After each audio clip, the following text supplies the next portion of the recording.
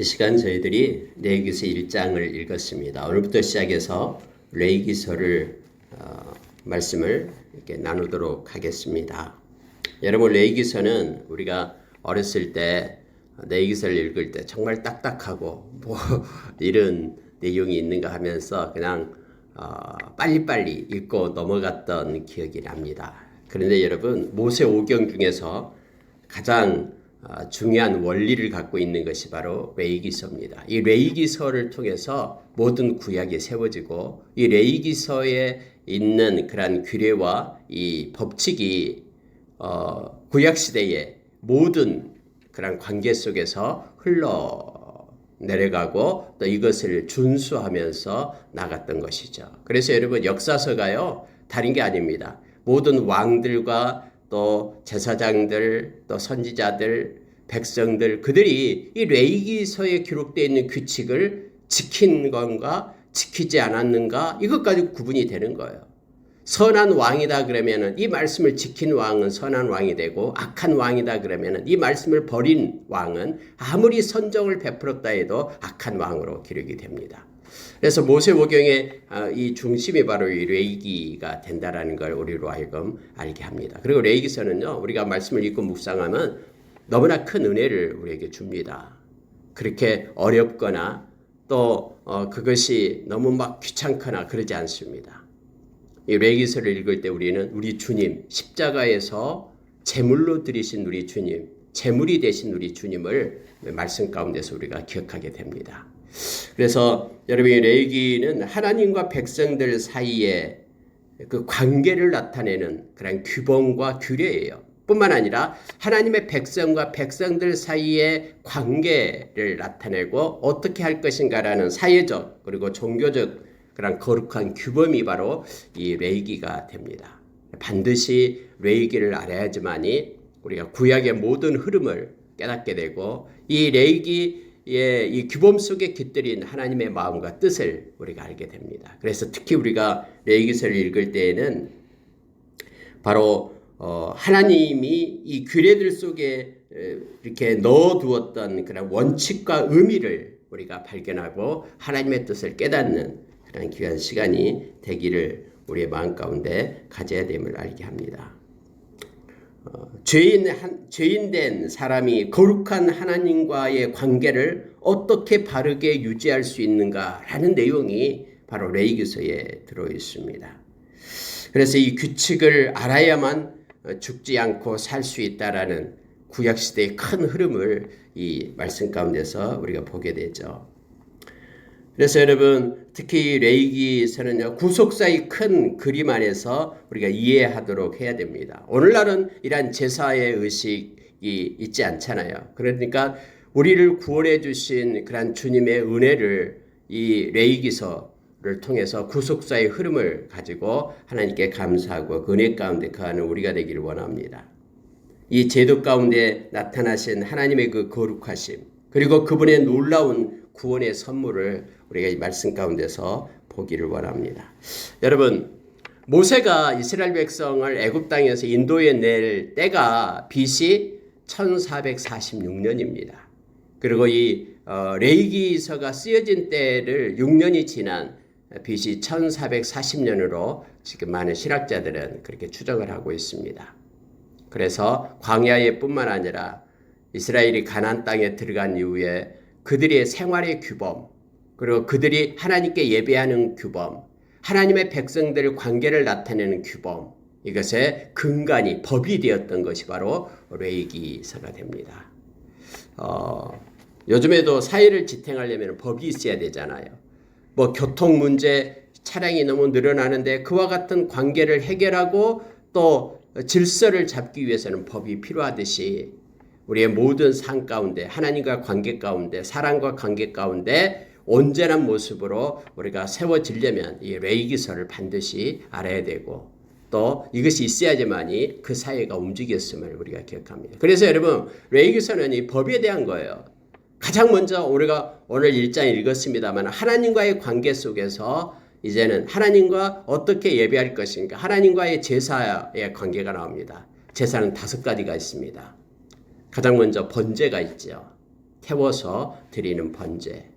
그 다음에는 소제가 있습니다. 미나 해가지고 이것은 하나님의 선물, 하나님이 주신 모든 곡식을 가지고 하나님께 드리는 그러한 제사가 있죠. 그리고 하나님과 우리의 마음을 들여서 하나님과 화목하게 되는, 하나가 되는 그런 화목제가 있고요. 또 우리의 죄를 속하는 속죄제, 그리고 속건제 해서 5가지 제사가 이렇게 쭉 순서대로 나오고 있음을 보게 됩니다. 그리고 하나님께 이렇게 제사를 드릴 때는 그냥 가만히 서서 드린 게 아니죠. 그래서 방법에 대해서 4가지가 있습니다. 불로 태워가지고 이 향기를 하나님께 드리는 것이 바로 화제라고 얘기합니다. 이렇게 들어서 하나님께 올리는 것을 거제라고 얘기하고요. 그리고 하나님 앞에 막 흔듭니다. 이렇게 가슴을 붙잡고 흔들고 이렇게 흔들어서 하나님께 드리는 요제가 있고요. 그리고 우리가 잘 아는 이렇게 그 기름이나 그 독주 또는 포도주를 이렇게 부어서 드리는 전제가 있습니다. 이런 4가지 그런 방법으로 하나님께 그렇게 예물을 드리고 하나님과의 관계를 회복했음을 보게 됩니다. 오늘은 우리가 읽었던 레위기서 1장에서는 번제에 대한 내용이 나오고 있습니다. 여러분, 놀라운 사실 중에 하나가요. 번제는 딱 정해놓은 게 아니에요. 하나님께서는 그 사람의 형편과 사정에 따라서 하나님 앞에 나와서 번제를 드릴 것을 말합니다. 억지로 한 것도 아닙니다. 스스로 자원하는 자가 하나님 앞에 나와서 번제의 예물을 드립니다. 번제는 모든 것을 태워서 하나님께 드리는 거기 때문에요. 특별히 내가 하나님께 감사하고 하나님께 헌신하는 마음을 하나님께 올려드리는 것이 바로 이 번제였습니다. 그래서 일반적으로 번제는 대부분 여기서 나왔듯이요. 자, 그 2절에 보시기 바랍니다. 이스라엘 자손에게 말하여 이르라. 너희 중에 누구든지 여호와께 예물을 드리려거든. 그런 마음이 있는 사람은 이거예요. 가축 중에서 소나 양으로 예물을 드릴지니라. 이렇게 말합니다. 그러니까 소나 양, 소는 더 비싸잖아요. 또 형편이 좀 나아야지 소로 드릴 수 있잖아요. 하나님께 뭔가를 드리고 싶은데 소는 없다 그러면 양을 가지고, 근데 소도 양도 없다 그러면은 비둘기를 가지고 하나님 앞에 드리라라고 말합니다. 모두가 다 하나님이 받는 거예요. 그래서 가장 소와 양으로 드리고, 그 다음에 크고도 없는 가난한 사람들은 비둘기를 가지고 하나님 앞에 번제로 드리게 됩니다. 오늘날은 우리가 하나님 앞에 와서 예배를 드릴 때에 우리의 그 몸이 하나님 앞에 온전한 제물이 되는 겁니다. 우리의 그래서 삶이 하나님 앞에 드려지는 거룩한 산 제물이 되라라고 로마서 12장 1절에 우리에게 말해준 것이죠. 이것이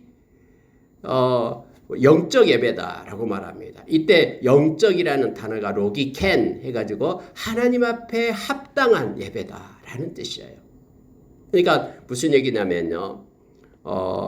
하나님이 보시기에 받을 만한 예배다라고 말합니다. 우리의 모든 삶을, 우리의 몸이 하나님 앞에 제물이 되어, 그래서 우리의 모든 삶을 통해서 하나님께 영광을 돌리고 하나님을 예배하는 자로 우리가 설 것을 성경은 요청해 주고 있습니다. 자, 여러분, 조건이 있는데요. 가축을 갖다 하나님 앞에 예물로 드릴 때에는 반드시 수컷을 해야 됩니다. 암컷을, 번제에서는 암컷을 드릴 수가 없어요. 수컷을 드립니다. 그러면은 하나님은 수컷만 좋아하고 암컷을 싫어해서 이 수컷만 드리라 하냐, 그런 뜻이 아니에요. 언제나 대표성을 갖게 됩니다. 그때 당시에 모든 그런 사회적 구조에서는요, 수컷이 암컷을 대표로 하고 있습니다. 그래서 양을 잡는다 그러면 양의 수컷을, 흠없는 수컷을 하나님 앞에 잡아야 됩니다. 양의 대표가 바로 수컷을 통해서 암컷을 대표하죠. 여러분, 영어 단어에도 그래요. 우리가 man 할 때 man이라는 단어가 남자라는 뜻도 있지만은 사람이라는 의미를 갖고 있잖아요. 그러니까 인간을 대표해서 남자를 그렇게 대표성으로 해서 우리가 사용을 하기도 합니다. 마찬가지로 뭐 차별한 것이 아니라 그 가축을 대표해서 수컷을 가지고 드릴 것을 요청해 주고 있는 것이죠. 조건이 그겁니다. 흠이 없어야 됩니다. 일단 가장 먼저는 마음이 있어야 되죠. 내가 하나님 앞에 이걸 드려야 되겠다. 내 마음을 헌신하는 내 마음을 하나님께 드려야 되겠다라는 자원하는 마음이 있어야 되고요. 두 번째는 흠 없는 것을 택해야 됩니다. 그 많은 가축들 중에서 이렇게 뭐 못생기고 또 병들었고 이런 흠이 많은 것을 잡아다가 어차피 불태워서 뭐 드릴 건데 없앨 건데 하면서 흠이 있는 것을 갖다 하나님께 드려서는 안 돼요. 하나님 다 보고 계시거든요. 근데 말라기서에 보면은 대부분 사람들이 막 그랬거든요. 야, 어차피 죽을 거니까 이렇게 그 병든 것 또 저는 것 뭐 이런 걸 갖다가 그냥 하나님께 예물로 드릴 때 하나님 그렇게 말하잖아요. 그걸 갖다 선물을 총독한테 한번 줘봐라. 총독이 기뻐할 것인가 하면서 하나님을 존귀하게 여기고 하나님께 영광 돌리는 그런 예물을 드릴 것을 요청해 주고 있는 것이죠. 하나님이 보지 않는다고 마음대로 하는 것은 하나님이 살아계심을 또 하나님께서 지금도 함께 하심을 그것을 인정하지 않는 것이 되죠. 그래서 하나님 앞에는 흠없는 것을 드리라 라고 말합니다. 그리고 숫것을 대표해서 드릴 것을 요청해 주고 있고요. 또 하나 드릴 때는요, 반드시 이렇게 정가를 시켜야 됩니다. 그래서 안수를 해야 돼요. 자, 4절에 보니까 그는 번제물의 머리에 안수할지니 그를 위하여 기쁘게 받으심이 되어 그를 위하여 속죄가 될 것이라 라고 되어 있죠. 이 정가시키는 거예요. 그래서 가축 머리 위에다가 손을 얹고 나의 모든 죄를 정가시키고 그래서 내 대신에 이 가축이 하나님 앞에서 심판을 받고 또 하나님 앞에 예물로 드려지는 그러한 것들이 이 번제에 있습니다. 뭐 모든 제물이 다 그렇습니다. 이 개념을 우리가 기억을 해야지만이 예수님이 우리의 죄를 정가받아서 우리 죄 때문에 예수님이 죽었다는 사실을 인정하게 되는 거예요. 그러니까 구약에 나타난 이 모든 제사의 제도는 예수 그리스도를 나타내 주기 위해서예요. 아니 예수님이 어떻게 내가 지은 죄를 대신할 수 있을까?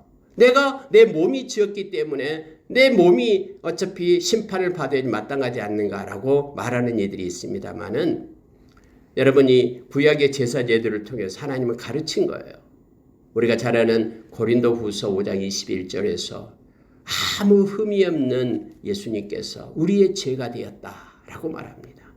그래서 우리의 죄가 되어서 십자가의 제단에서 이 예물로 하나님 앞에 드려지는 거예요. 화목 제물로 드려져서 예수님이 죽게 되고 예수님의 의가 우리에게 전가되어서 우리가 하나님의 의로운 하나님의 자녀가 된 겁니다. 그래서 이 원리를 이 말씀 가운데서 우리가 깨닫기를 원합니다. 이렇게 예물을 가지고 온 자는 손을 얹어 가지고 그 예물에 그 가축에다가 정가를 시키는 거예요. 그리고 나서 여러분 보십시오. 5절에 보시기 바랍니다. 그는 여호와 앞에서 그 수송아지를 잡을 것이요 아론의 자손 제사장들은 그 피를 가져다가 회막문 앞 제단 사방에 뿌릴 것이며 그는 또 그 번제물의 가죽을 벗기고 각을 뜰 것이요 이렇게 되어 있습니다. 여러분 그 가축을 누가 죽입니까? 제사장이 죽이는 겁니까? 아니면 그 가축을 가지고 온 사람이 죽이는 겁니까? 성경에 보면은요 그는 이렇게 말이지 그가 누굴까요? 예, 하나님 앞에 예물을 드리는 그 사람이에요. 그럼 자기가 집에서 기르는 그 가축을 끌고 온 거예요. 그리고 자기가 손을 얹어서 정가시켜요. 그러니까 이 4절에서 그는 번제물 머리에 안수할지니에서 그는 바로 이 하나님 앞에 예배드리고 예물을 드리는 자예요. 그럼 4절에 5절에서도 그는 여호와 앞에서 이 그는 바로 그 사람이에요. 그 사람이 수송아지를 잡는 거예요. 그리고 아론의 제사장들은 잡을 때 그 피를 가져다가 제단에다가 뿌리는 것입니다. 그 제사장은 그 피를 가져다가 회막문 앞 제단 사방에 뿌리는 거예요. 핏값으로 그렇게 뿌리게 됩니다. 또 여러분 이 죽인 다음에 그 번제물의 가죽을 누가 벗겨요? 6절에서요. 그는 번제물의 가죽을 벗겨라라고 말합니다. 각을 뜨고 이 모든 걸 다 그 사람이 하는 거예요. 그러면서 여러분 그에게 나타난 것이 뭐겠습니까? 철저하게 다음에도 여러분 이제 속죄제도 나옵니다만 번제도 마찬가지예요. 하나님 앞에 하나님 내가 이렇게 죄를 지었습니다 하면서 죄를 전가시켰잖아요. 그래서 이 죽어가는 가축을 보면서 죄가 얼마나 무서운지를 속속이 깨닫게 되는 거예요. 여러분 한번 보십시오. 내가 집에서 사랑스럽게 기르고 있는 양이 있어요. 몇 년간 같이 지냈어요. 근데 내가 하나님 앞에 죄를 지었어요. 이 죄의 무게 때문에 너무너무 힘들어요. 그렇지 그대로 있으면 죄 때문에 내가 죄책감 때문에 죽을 것 같아요. 그럼 내가 사랑하고 함께 했던 몇 년간 같이 지냈던 그 양을 품고 오는 거예요. 그리고 머리에다가 전가해 가지고 내가 직접 그 양을 죽이고 각을 뜨고 껍질을 벗기고 하는 일을 하는 거예요. 피가 튀기고 하는. 그러면서 스스로 생각해, 야, 내가 죄 짓지 말아야지. 죄값이 이렇게 무서운데 만약에 이 양이 나의 죄값을 지불하지 않았다면 내가 하나님 앞에 심판을 받아서 그 죄값 때문에 내가 죽게 되는데 하는 것을 깨닫게 하잖아요. 그래서 여러분요, 이 구약의 이 번제 5가지 이 제사를 통해서 하나님이 가르쳐주고 싶은 게 있어요. 죄는 이렇게 무섭단다. 죄는 반드시 이렇게 생명을 이 핏값을 지불해야지만이 없어진단다 하면서 예수님의 십자가의 그 은혜를 우리가 말씀을 통해서 더 깊이 깨닫게 됩니다.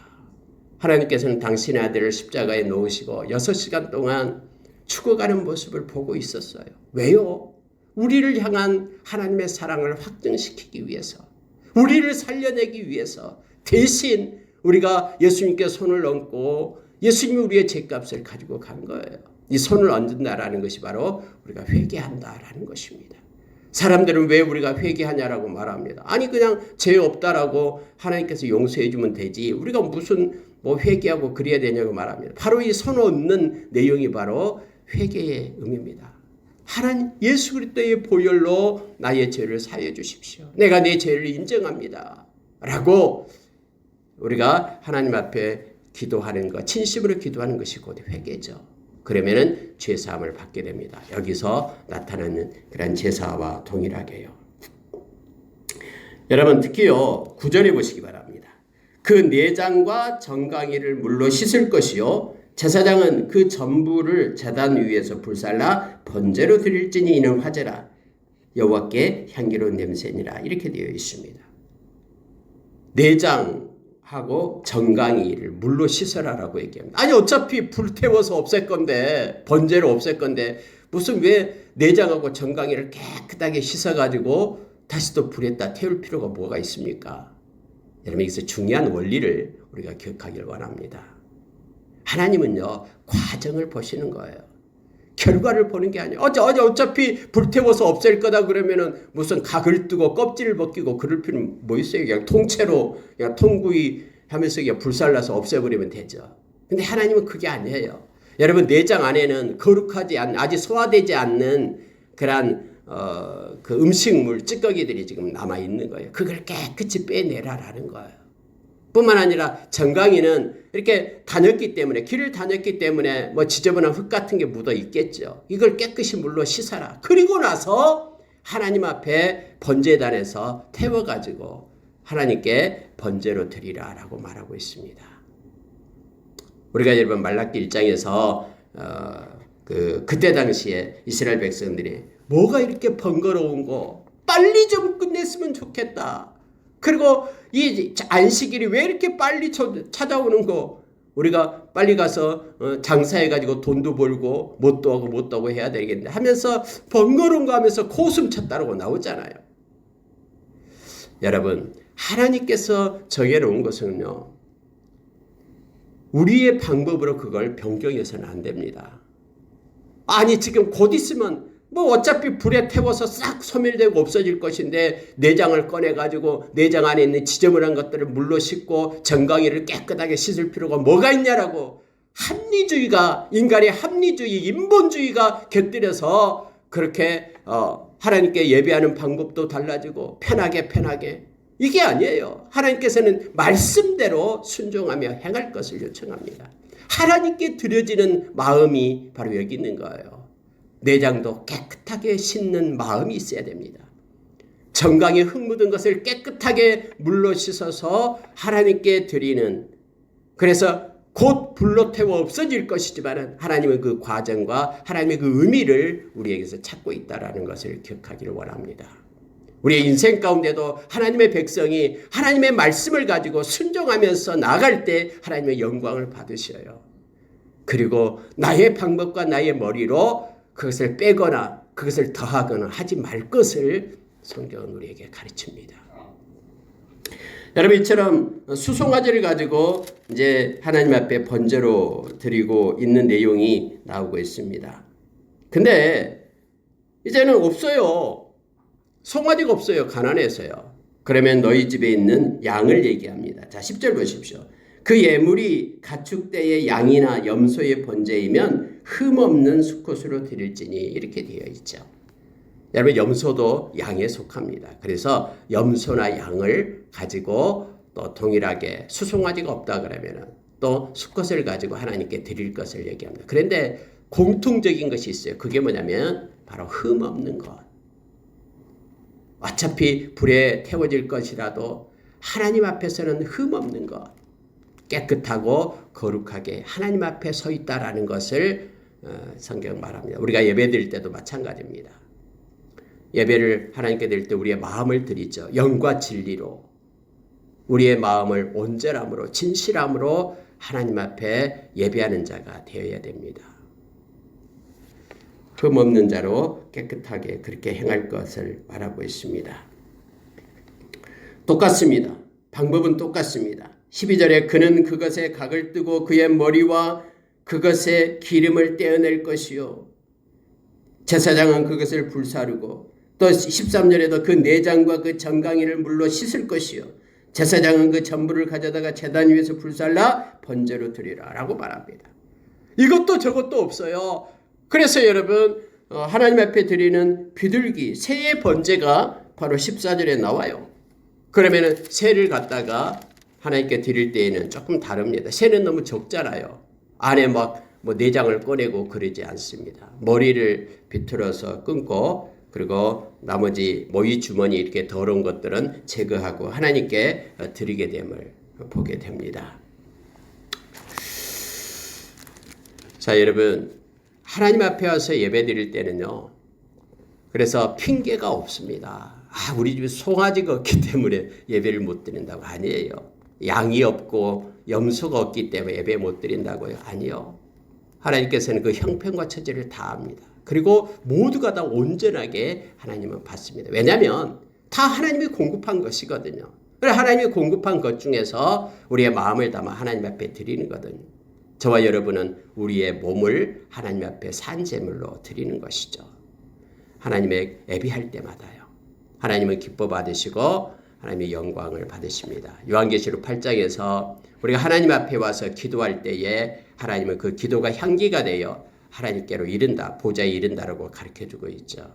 우리가 하나님 앞에 와서 예배할 때에 그 예배가 바로 번제의 예배가 돼요. 이것이 하나님 앞에 향기가 돼요. 번제는 다 태워서, 불로 태워서 하나님께 향기를 드리는 거잖아요. 그래서 우리가 예배자가 되어 삶의 곳곳에서 하나님의 향기를 나타내고 그리스도의 향기를 나타내는 저와 여러분이 되기를 원합니다. 이 번제는 하나님께 우리의 죄뿐만 아니라 하나님, 이제는 남은 생 하나님의 영광을 위하여 거룩한 모습으로 살겠습니다라는 우리의 약속과 마음을 하나님 앞에 헌신을 드리는 것이 번제입니다. 그래, 가장 먼저 마음을 하나님께 드려라 라고 번제가 기록되어 있음을 보게 됩니다. 말씀을 마치겠습니다. 오늘 하루도 참 예배자로 우리가 하루를 살기를 원합니다. 많은 사람들 가운데 또 우리에게 주어지는 일들 가운데 우리가 하나님의 보좌에 살아있는 제물로서 하나님께 영광 돌리는 번제의 삶, 하나님께 온전히 드리고 헌신하는 아름다운 삶이 있기를 원합니다. 기도하겠습니다.